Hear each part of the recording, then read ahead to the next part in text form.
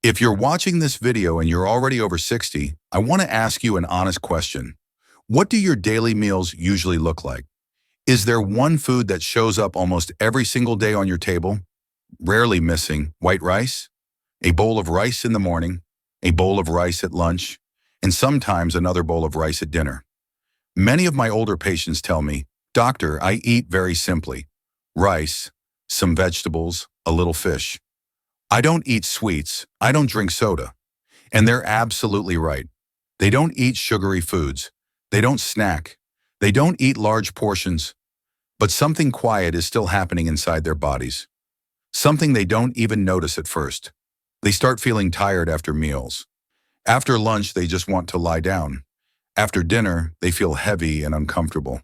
Their weight slowly goes up even though they aren't eating more than before.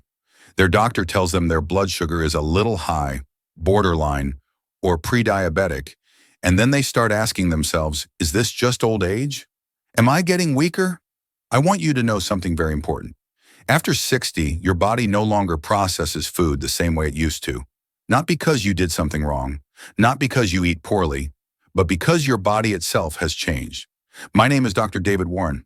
I'm 60 years old this year, and after more than 30 years of working with older adults, I've seen the same truth repeat itself again and again. Eating habits that felt safe your entire life can quietly become a burden when your body enters a new stage. And rice, a food that has been with us since childhood, is one of the clearest examples. In this video, I'm not here to tell you to give up rice. I'm not here to scare you. I want to help you understand what's really happening inside your body when you eat rice every day after 60. Because when you understand, you can adjust. And when you adjust correctly, you can protect your health, your energy, and your independence for much longer. So the real question is not, should I stop eating rice? The real question is, how does your body after 60 actually react to rice? Point 1. How does rice affect blood sugar after 60? First, I want you to clearly understand this. High blood sugar does not come only from sweets. Many older patients say to me, "Doctor, I don't eat candy, I only eat rice." And that sentence tells me something very important. They don't yet understand how their body works after 60. When you eat rice, even though it doesn't taste sweet, your body breaks it down into glucose. When you were younger, insulin worked quickly, your cells absorbed sugar efficiently, blood sugar rose and fell smoothly.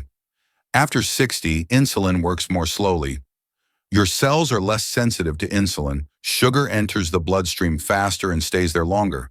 In other words, the same bowl of rice can trigger a completely different reaction in a 60 or 70-year-old body than in a 30-year-old body. You may not feel pain, you may not notice obvious symptoms right away, but inside your blood sugar is spiking and dropping quickly, creating a tiring cycle for your body. Once you understand this, many confusing things suddenly make sense. Why you feel sleepy after meals, why you get hungry again so quickly, why your vision sometimes feels blurry, why you wake up to urinate at night, why your doctor says your blood sugar is slightly high even though you don't eat sweets.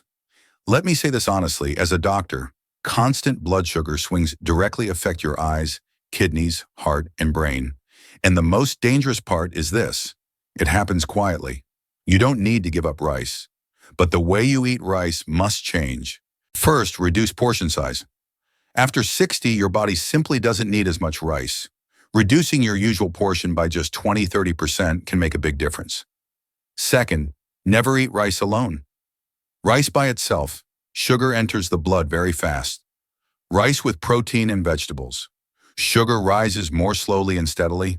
Third, eating order matters. Eat vegetables and protein. First, eat rice last. Blood sugar rises more gently. Fourth, listen to your body after meals.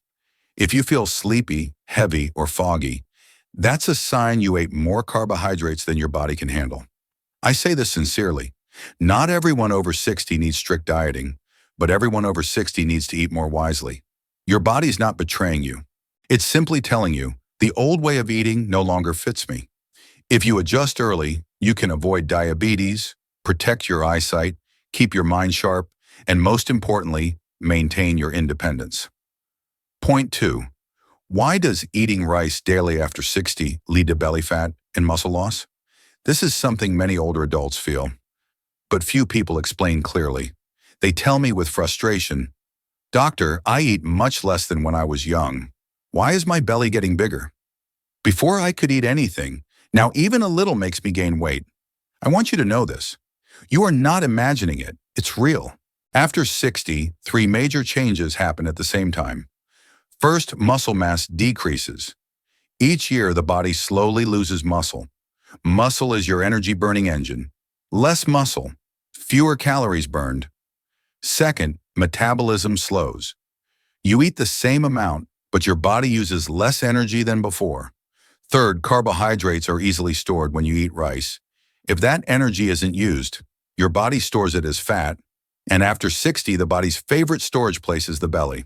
That's why you notice a larger waistline, more lower back discomfort, more strain on knees and hips, heavier movement. When you understand this, you stop blaming yourself. You stop thinking it's just old age. You realize the issue is imbalance between muscle, fat, and carbohydrates. And most importantly, reducing belly fat does not start with eating less. It starts with how you structure your meals. Rice should never dominate the plate. Think of your plate as three parts: a small portion of rice, a moderate portion of protein, a large portion of vegetables. Protein is essential. It preserves muscle, maintains strength, reduces fat gain. Timing matters. Rice is better at breakfast or lunch, large portions at dinner. Fat storage. And remember, feeling full is not the same as being nourished. Rice fills the stomach quickly, but doesn't sustain energy. Protein and vegetables keep you full longer. I tell my patients this all the time. After 60, preserving muscle is more important than losing weight. You can weigh less, but if you're weaker, that's far more dangerous. Muscle allows you to stand steadily, walk confidently, care for yourself, stay independent. Too much rice and too little protein leads to more fat and less strength, and that path leads to loss of independence, not better health. Point 3. How does eating rice daily after 60 affect digestion and gut health? Many older adults gradually get used to digestive discomfort, to the point they think it's just normal aging. They say, "Doctor, I feel bloated. I feel heavy after eating. My bowel movements aren't regular." And they conclude, that's just old age. I want to tell you something important. Not every digestive problem is caused by aging.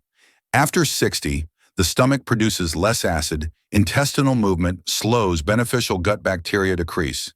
This means food moves more slowly, waste stays longer. The gut needs more fiber than before. Now look at rice. White rice, very low in fiber, digests quickly, does not help clean the intestines. If meals are mostly rice with little vegetables or legumes, the gut is forced to work without the tools it needs. That's why you feel full but uncomfortable. Bloating lasts longer. Constipation becomes common. Once you understand this, you realize constipation is not something you must live with. Bloating is not destiny. And most importantly, you can improve it. Good digestion helps you enjoy food, sleep better, feel mentally lighter, absorb nutrients properly. Many older adults feel tired, not because they lack medicine, but because their gut is exhausted. Small changes make a big difference. Reduce rice slightly, add vegetables and beans. Eat slowly, drink water throughout the day. I've seen many seniors improve dramatically just by doing this. A healthy gut is the foundation of overall health. Healthy gut, healthy body, better mood and energy. Point 4. When is eating rice after 60 helpful? And when does it become a burden on your body? By now, you might be thinking something very naturally. So, should I still be eating rice or not? Let me answer you clearly, calmly, and fairly. Rice is not the enemy. But after 60, rice is no longer a no questions asked food. Here's what rice really is: a quick source of energy, easy to chew and easy to digest, low in fat and low in protein, and that means something important. For someone who is underweight, recovering from illness, struggling with poor appetite, a small portion of rice can help restore energy. For someone who moves a lot, walks often, still stays active, Rice can support day-to-day living, but for someone who doesn't move much, sits a lot, has lost muscle, already has less stable blood sugar, eating large portions of rice frequently can start to feel like a burden on the body. Not because rice is bad, but because your body simply can't use that energy the way it used to. Once you truly understand this, you stop eating out of habit. You stop eating rice just because that's how it's always been. And you start eating based on what your body actually needs now. You begin to know when rice makes sense, when you should cut back, when it's better to focus on vegetables and protein, and that helps you keep your energy more stable. Avoid that heavy, tired feeling after meals. Stop worrying so much every time you sit down to eat. So when is rice helpful after 60? You keep the portion smaller. You eat it with fish, eggs, beans, green vegetables, and other veggies. You eat it earlier in the day, breakfast or lunch, and after the meal you still feel clear-headed, light, not sleepy. And when does rice become a burden? The bowl is full. You eat very little vegetables. There's barely any protein. You eat a big rice meal late at night, and afterward you feel sleepy, bloated, uncomfortable, hungry again very quickly. If you find yourself in that second group most of the time, that's a sign your body is no longer adapting well to the way you're eating right now. I often tell my patients this: after 60, you don't need to eat just for taste or comfort. You need to eat in a way that makes your body thank you afterward.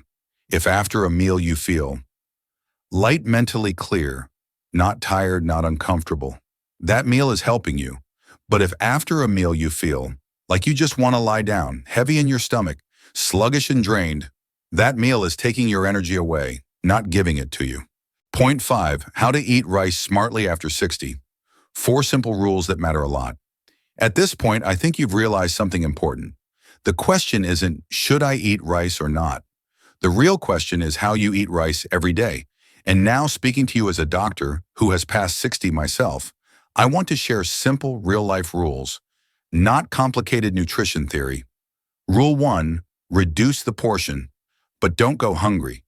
After 60, your body naturally needs less energy, but many people still eat rice the way they did decades ago. You don't need to weigh your food. Just try cutting your rice portion by about 1/3. And here's the key: don't skip meals and leave yourself hungry. Instead, replace that extra rice with vegetables and protein. Most people are surprised.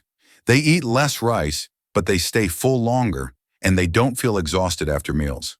Rule 2, never let rice stand alone. Let me say this very clearly. Eating rice by itself is one of the fastest ways to spike blood sugar.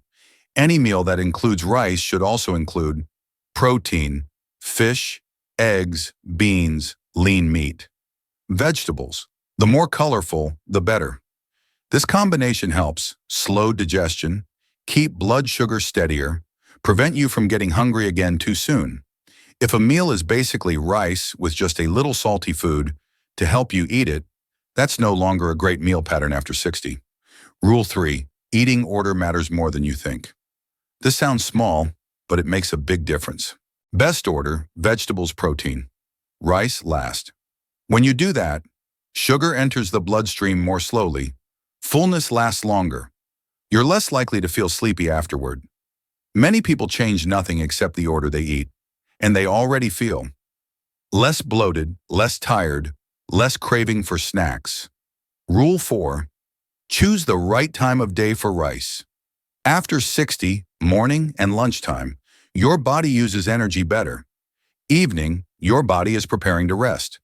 So if you want a bigger rice portion, make it lunch. Dinner should be less rice, more vegetables. Enough protein. A large rice meal at night often leads to bloating, poor sleep, easier fat storage. I often tell people my age, you don't need to eat less and suffer. You need to eat the right way so you can live stronger. After 60, every meal affects the next day. A lighter meal, a better afternoon. A balanced meal, better sleep. And all of that adds up to something very important. Whether you keep your strength, your clarity, and your independence. Closing. Before we finish, I want you to pause and really look at yourself for a moment. After 60, your body speaks louder. It's not as quiet as it used to be. It sends signals through fatigue, through sleep, through belly changes, through that heavy feeling after meals. The problem is, many people don't listen to those signals. Rice has been with you your whole life, through hard times, through family meals, through memories from years ago. So today is not about taking something away. It's about helping you keep it in a way your body can still handle. If there's one thing I want you to remember, it's this. After 60, there are no bad foods in an absolute sense. There are only eating habits that no longer fit your body. When you reduce rice a little, add more vegetables, eat enough protein, eat earlier, eat more slowly, and eat with awareness, you're not just protecting your blood sugar, you're protecting your muscle strength, your knees, your back, your sleep, and your ability to take care of yourself. Independence in older age doesn't come from medication alone. It comes from small choices repeated every day. Tonight or tomorrow, when you sit down to eat, I want you to ask yourself one simple question. Is this meal helping my body, or is it making my body work harder? If you start asking that question, you're already on the right track. If you found this helpful and you feel understood, please subscribe so you can stay with me in the next videos. We'll keep talking about health in a gentle, practical way that truly fits an older body. Important note, this video is for educational purposes only and does not replace personal medical advice. If you have a specific medical condition, please speak directly with your healthcare provider. I'm Dr. David Warren. Thank you for listening all the way to the end, and I'll see you in the next video.